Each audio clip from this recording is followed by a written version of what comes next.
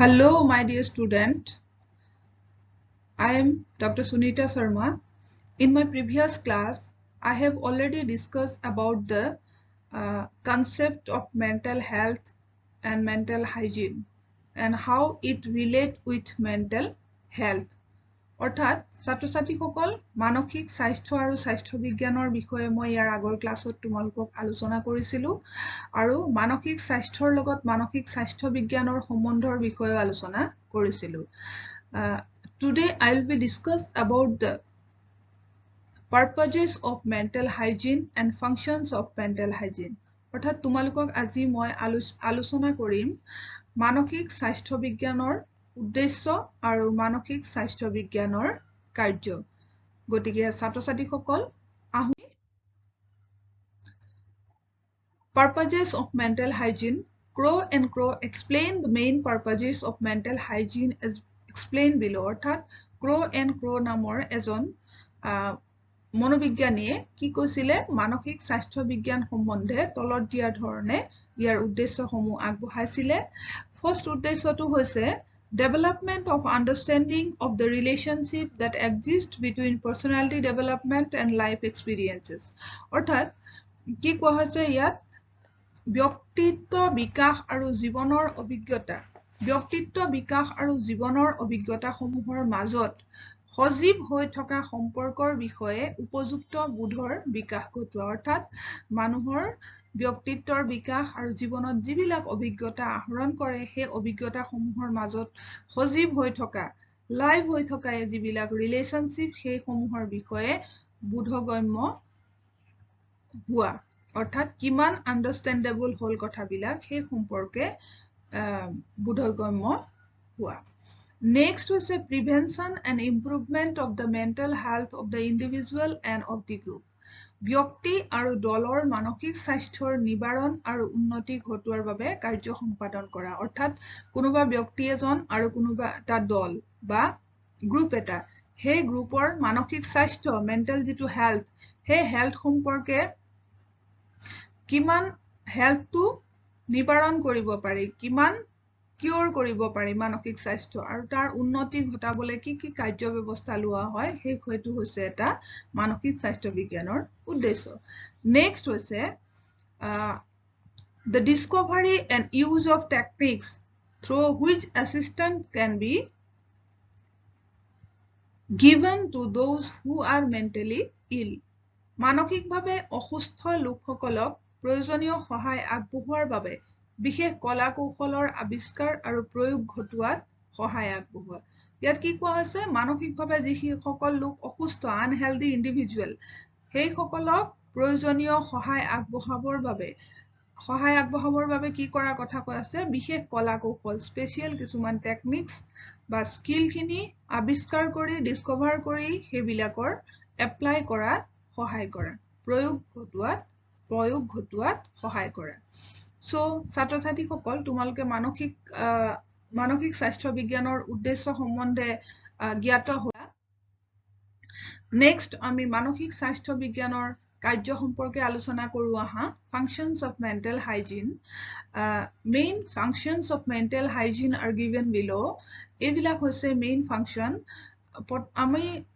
মানসিক স্বাস্থ্য বিজ্ঞানৰ প্ৰধানত তিনটা ফাংশন আমি দেখিবলৈ পাওঁ প্ৰথমটো হৈছে preventive function যিটোক নিবাৰণমূলক কাৰ্য বুলি কোৱা হয়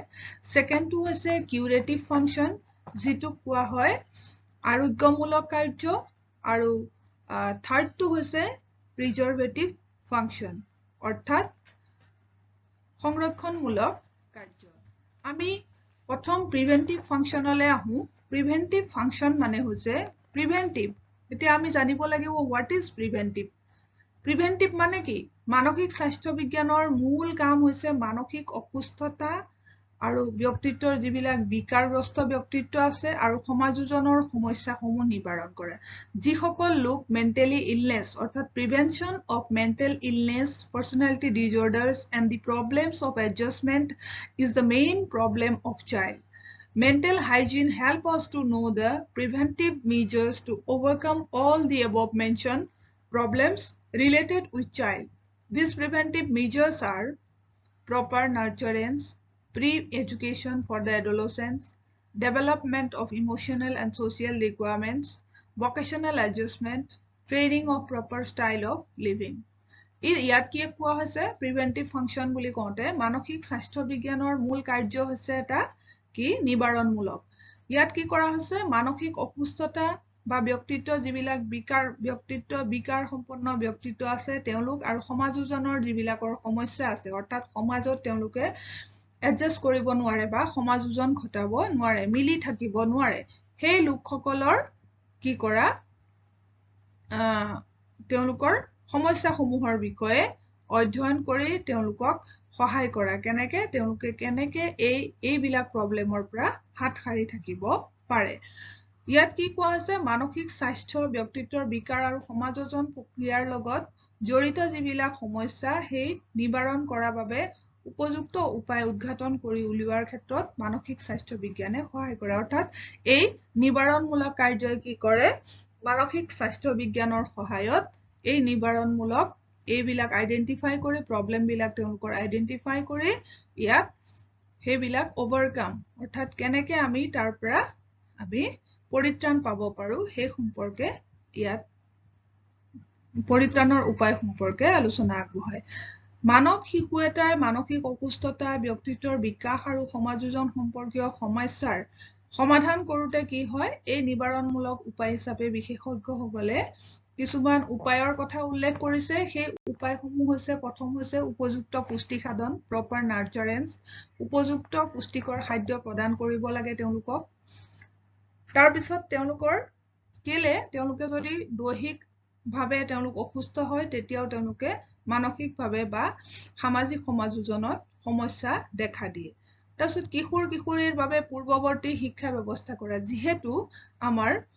pre-education for the adolescent period অৰ্থাৎ adolescent মানে হৈছে কি কৈশোৰ কাল এতিয়া কৈশোৰ কাল হৈছে 12 বা 13 বছৰ বয়সৰ পৰা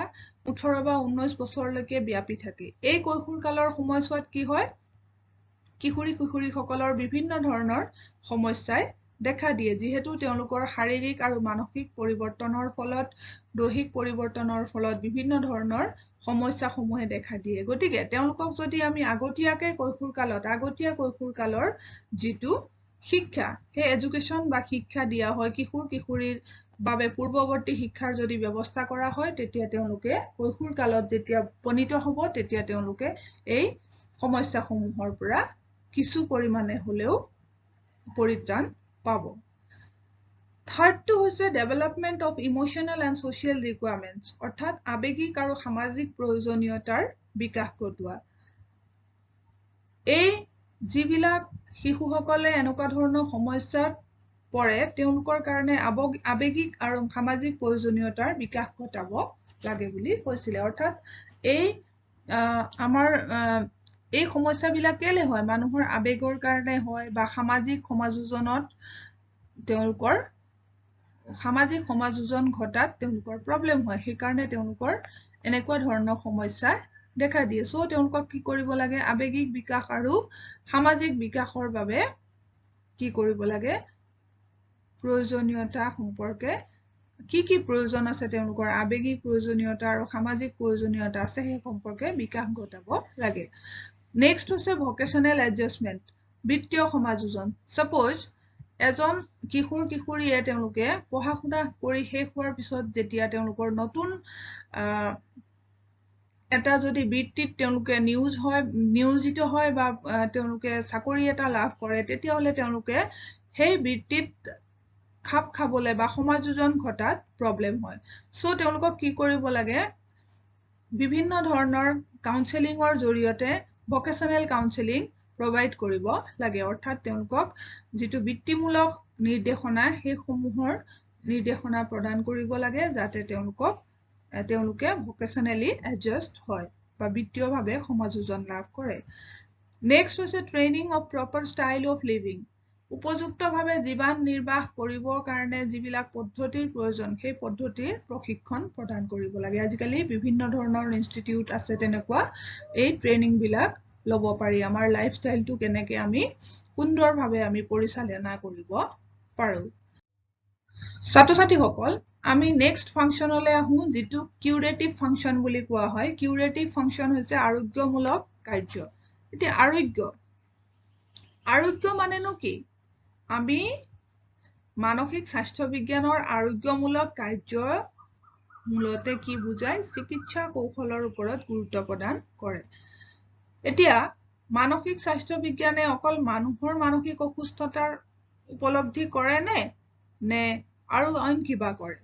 আমি ইয়াত আলোচনা কৰিম মানসিক স্বাস্থ্য বিজ্ঞানে মানুহৰ অকল মানসিক অসুস্থতাৰ সমস্যা উপলব্ধি কৰা ব্যক্তিত্বৰ বিকাৰ আৰু সমাজোজনৰ সমস্যা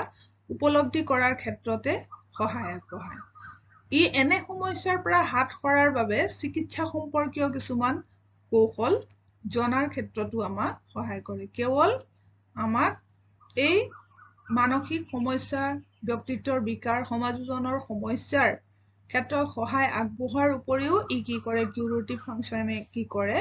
এই সমস্যাসমূহৰ পৰা কেনেকৈ হাত সাৰিব পাৰি সেই সম্পৰ্কে চিকিৎসা সেৱাৰ কৌশলসমূহ জনাত আমাক সহায় কৰে কিউৰেটিভ ফাংচনে it emphasise the treatment techniques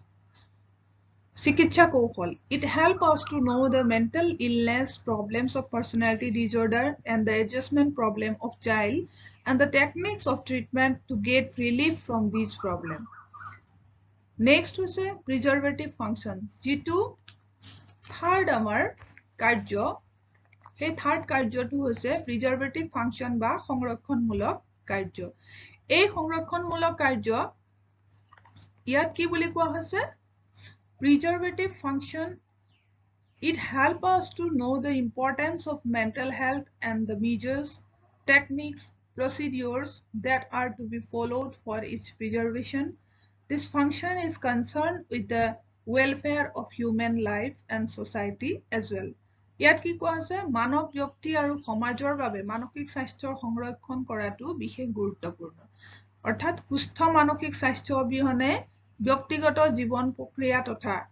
সামাজিক জীৱন উন্নতি কেতিয়াও সম্ভৱ নহয় গতিকে মানসিক স্বাস্থ্য বিজ্ঞানৰ যেটো এটা ফাংচন সংৰক্ষণমূলক কাৰ্য সেই কাৰ্যই মানসিক স্বাস্থ্যৰ গুৰুত্ব উপলব্ধি আৰু সংৰক্ষণৰ বাবে কিছুমান উপায় অৱলম্বন কৰে কৌশল আৰু প্ৰক্ৰিয়াৰ বিষয়ে প্ৰণালীবদ্ধভাৱে জ্ঞান প্ৰদান কৰে মানৱ জীৱন আৰু মানৱ সমাজ কল্যাণ সাধন কৰাটো মানসিক স্বাস্থ্য বিজ্ঞানৰ সংৰক্ষণমূলক কাৰ্য আমাৰ অলৰেডি যেটো আমাৰ স্বাস্থ্য আছে অলৰেডি আমি যেটো স্বাস্থ্য আমি লাভ কৰি আছো সেই স্বাস্থ্যটো সংৰক্ষণ কেনেদৰে কৰিব পাৰি আমি নিৰোগীকৈ ৰাখিবলৈ আৰু কি আমি কাৰ্যপন্থা অৱলম্বন কৰি ইয়াক সংৰক্ষণ কৰিব ৰাখিব পাৰো সেই সম্পৰ্কে আমি এই প্ৰিজাৰ্ভেটিভ ফাংচনে আলোচনা কৰে ছাত্ৰ ছাত্ৰীসকল তোমালোকে এই আমি যিটো মানসিক স্বাস্থ্য বিজ্ঞানৰ উদ্দেশ্য আৰু মানসিক স্বাস্থ্য বিজ্ঞানৰ কাৰ্যসমূহৰ বিষয়ে আলোচনা কৰিলো সেই সম্পৰ্কয়ে তোমালোকে নিশ্চয় বুজি পাইছা তোমালোকক মই নেক্সট ক্লাছত এইমছ অফ মেণ্টেল হাইজিন বা তোমালোকৰ যেটো মানসিক স্বাস্থ্য বিজ্ঞানৰ লক্ষ্য আৰু স্কোপ অফ মেণ্টেল হাইজিন বা মানসিক স্বাস্থ্য বিজ্ঞানৰ পৰিসৰ কি বা মেণ্টেল হাইজিনৰ ইম্পৰ্টেন্স সমূহ কি সেই সম্পৰ্কে নেক্সট ক্লাছত আলোচনা কৰিম যদি তোমালোকে এই ভিডিও ক্লাছটোত কিবা অসুবিধা পাইছা তেনেহলে কমেন্ট সেকশনত কমেন্ট কৰিবা আৰু মই তোমালোকক লাইভ ক্লাছত ইয়াৰ ডাউট ক্লিয়াৰ কৰিবলৈ চেষ্টা কৰিম থ্যাংক ইউ